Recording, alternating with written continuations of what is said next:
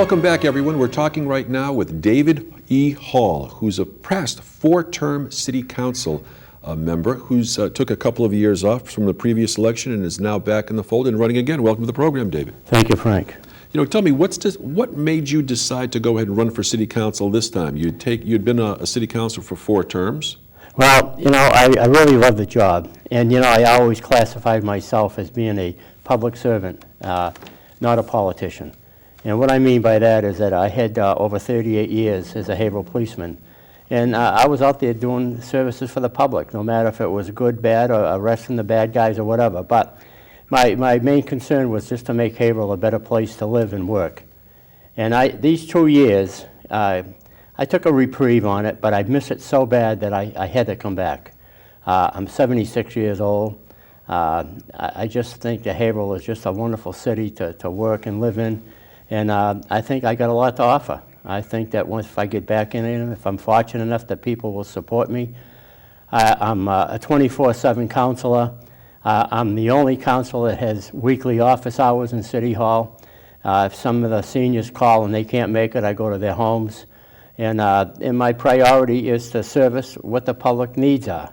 I want to work with the councilors. I want to work with the mayor. I think that that the city of Haverhill is flourishing. I look around at other cities and towns, and there's a lot of kind of problems here. Haverhill is very fortunate to have the leadership that it has now, and I want to be a part of that. You know, when we take a look at the different things that that you were involved in during your 4-year term, which is 8 years on the city council, do you take a look at the 2 years that you happen to have been off and take a look back to see, are there any things that you see that you would like to have seen the council do differently or take a little bit of a different direction? Well, you know, I look at the council, and they're all individuals.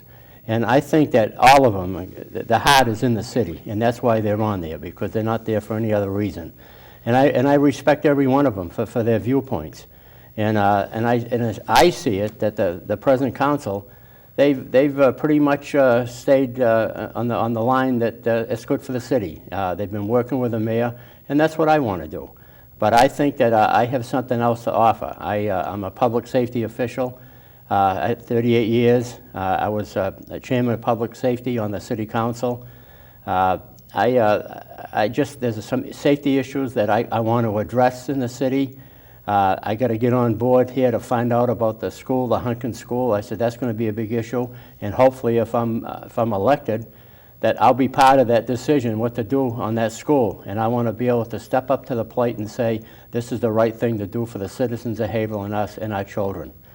I volunteer for Brightside. I mow 3 city parks. I've been doing it for 5 years.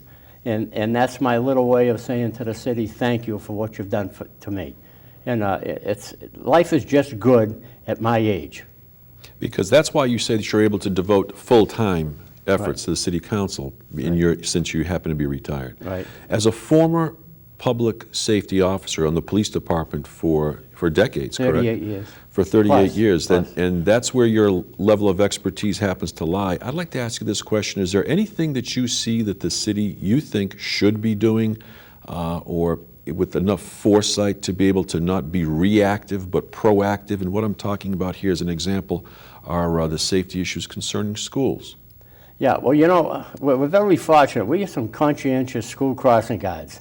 99% of them are retirees, but they're so dedicated to our children. I can honestly sit here and tell you that I don't think that we've had one problem with pedestrians, motorists at our schools.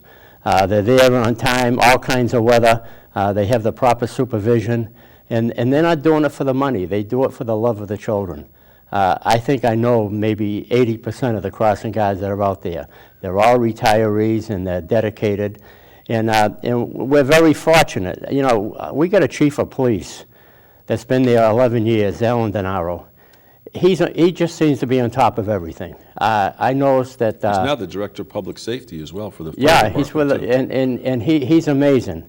And any issues that I had when I was on the council, I was chairman of the public safety, he was always there to reinforce it. There's two issues. The big issue as far as the safety issue is concerned is Monument Square. Monument Square is a 4-lane road. It's 2 going south, 2 going north. And they've got businesses on both sides of the street. And the people don't follow what the law says, no left turn or no right turn or whatever. We should put in a traffic island similar to the one that's at White's Corner and the one that runs aside the library. Some cars are coming out of one of the establishments and crossing 4 lanes of traffic into another one. And I can honestly say, on a weekly basis, there's 15 to 20 minor accidents that people just exchange the papers and go. But this is something that's very, Merrimack Valley Planning can put up the barriers at very little cost to the city. It's a public safety issue. It will save us on our insurance. And it's just something that has to be done, and I'm going to fight to do that. And the other thing is in our neighborhoods. The police department, we got 34 square miles. We might have any one time on the streets of Haverhill maybe 8 or 10 policemen. We've got to do selective enforcement as far as the speed is going in our neighborhoods. The motorcycles, the motor vehicles, it's atrocious what's going. I mean, there's no such thing as a 30-mile speed limit anymore. So if with the devices that we have on our cruisers, the radar, we got to put them in our neighborhood on selective, wherever the complaints come from, and have some presence to show that we're concerned about public safety.